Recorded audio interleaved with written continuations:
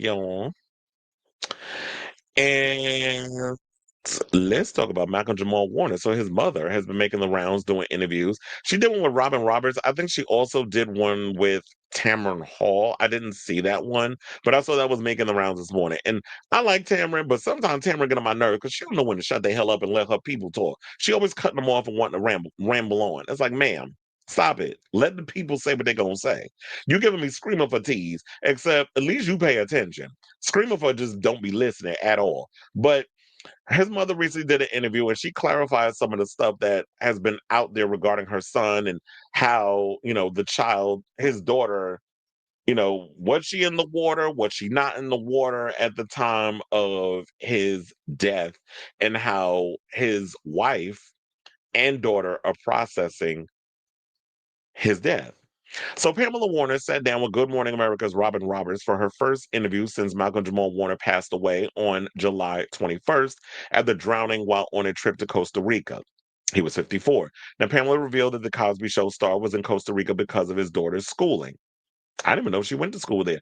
He said his wife and daughter had been in Costa Rica 3 weeks prior. She is homeschooled, and this was part of her immersion program. Malcolm Jamal had arrived during the third and final week, which was for the husbands to come, Pamela said, and was supposed to be the fun part. What kind of homeschool situation is she in? Because I'm like, you could have traveled to Costa Rica and then the husband has to show up in the third week. And what exactly are you learning? Because here's the thing I always said if I was ever in a situation where I was rich, I don't know if I want to put my kids in a regular school because I feel like these schools these days and the educational system is cooked. So I would actually want to do a homeschool situation. I want my kids to learn critical thinking skills. I want them to be able to think on their own. I want them to have some kind of smarts and intelligence. And I feel like when it comes to history, I want them to learn the real history. So if I gotta go to Italy and let you learn about the history of Italy, we're gonna go to the museums, we're gonna look at all the things, and y'all gonna get that cultural situation that way because I'm rich and I have the ability to train and teach my kids in that way. So we're going to take the history lesson by actually going down to Italy or France or even Africa. If you got to learn about the history of Africa, well, we might have to learn that another way because Africa been, through that apartheid and all them white people that live down in South Africa. I don't know if we be getting the real African history if y'all was to go down to Africa. But nevertheless, y'all know what I'm saying. So this sounds like an interesting way. I need to know what kind of homeschooling that Joe was doing with your kid. Pamela confirmed that Malcolm's daughter. It's funny they call him Malcolm Jamal, so I guess you have to put the names together. She confirmed that Malcolm Jamal's daughter was not in the water with him when he drowned, despite some reports that he was. She was not in the water. She was with another gentleman. She said they were in the water, I think maybe chest deep, even at that, maybe waist deep, she explained. There was an undertow, and my son was not an experienced swimmer. He did not know how to deal with an undertow. The same undertow happened to the other gentleman, but he was more experienced swimmer and he was able to rescue himself, but Malcolm was not. Now, Roberts asked about her moment about the moment she found out about the news of his death. Because I was wondering that as I was reading this article the first time, I was like, where was she at and what was that like? Like when you find out your child, when somebody called you and be like, sorry to tell you, but your son is dead. Like where were you at the moment when that happened? I was always curious. And crazy enough, Robin asked. And she said that Pamela's neighbors in her cul-de-sac heard her screams. She said it was from the bottom of my soul, and what came up and what came out was huge. It was an indescribable pain that resonated throughout my body. Now, in Pamela's eyes, though, that is only the physical part of it. She said the spiritual part of it was that was his time. That is what I believe and what I feel. And you know what? I was thinking about that. She was like that, yeah, he had to transition the way he transitioned was through the water. And me, I do follow more of a spiritual path. That whole religious stuff, I feel like that is just indoctrinated crap by man. But I do feel like with energy and there's something higher than us, and that's something we can't see or describe that definitely overtakes us and connects us as human beings. So I definitely believe in the spiritual realm and all that stuff. But what you were saying that, yeah, the way he passed away, that's the way he had to transition. He had to transition through water. And water is a form of transitioning if you think about it.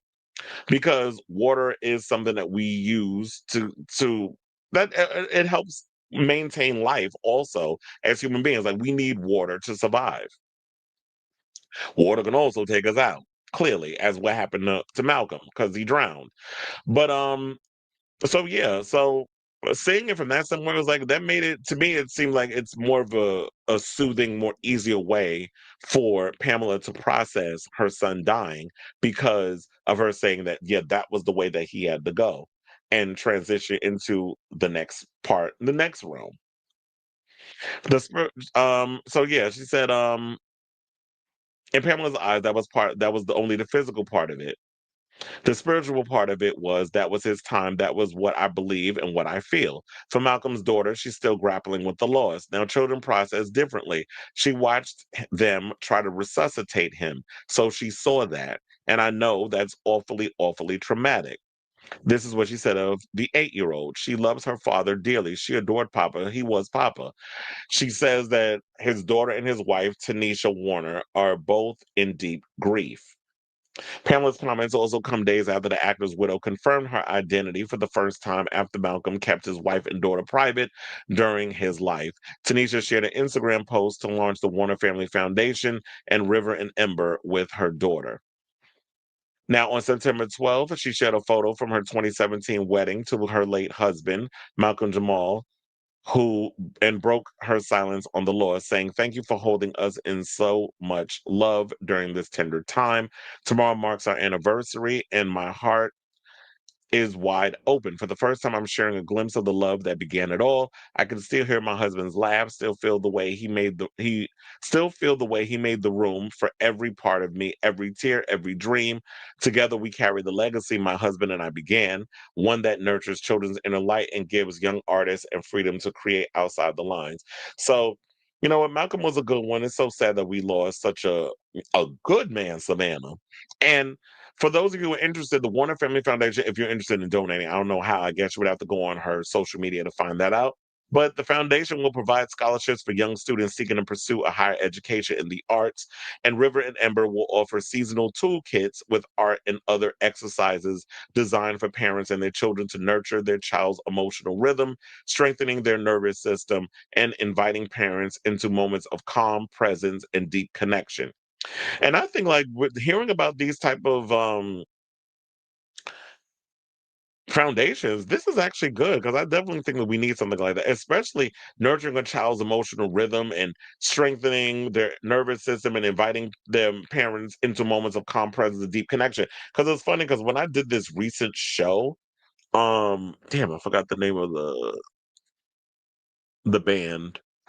But one of the performers' mother came out and had everybody come out and do like an exercise, like pull your ears and do this to your neck and I mean your face and trying to like because he was like he got the case of the jitters. So it was just like had everybody get up and do an exercise and like just to relax you so that way you could feel more calm and stuff. And I'm like, that's a really cool exercise. To like put your arms up and then just like jump and like put your fist in your hand and do the other one and just kind of like wake yourself up so that way you hyping yourself up and you're not so stressed out and you don't have all this energy in your shoulders. So um it was a recent concert too. A rock band, I mean a soul funk band that I just did at the Garden, and I totally forgot their damn name. But yeah, that was I would think that was a cool exercise. So providing that because I think like people need these things, these tools or whatever to kind of like relax them and feel more calm. And I do definitely feel like we need more money thrown into the arts. So I'm glad that they're actually doing some good with this. So I still just say shout out to you, Malcolm Jamal Warner and the Warner family, and hope that I mean, even though I know it's going to take time and you might never get over it, but and I don't think you need to because that's how you keep that person alive within you. But learn how to cope with the trauma and not let it overtake you and learn how to like just move on in life, but still have that feeling of Malcolm within your spirit. So I feel for his daughter. I feel for the daughter and I feel for the wife especially. But yeah, more or less the daughter because it's got to be traumatic for a kid to lose a parent. I can't even imagine what that feels like, especially at 8 years old. So let me know what you guys think of this story in the comments down below.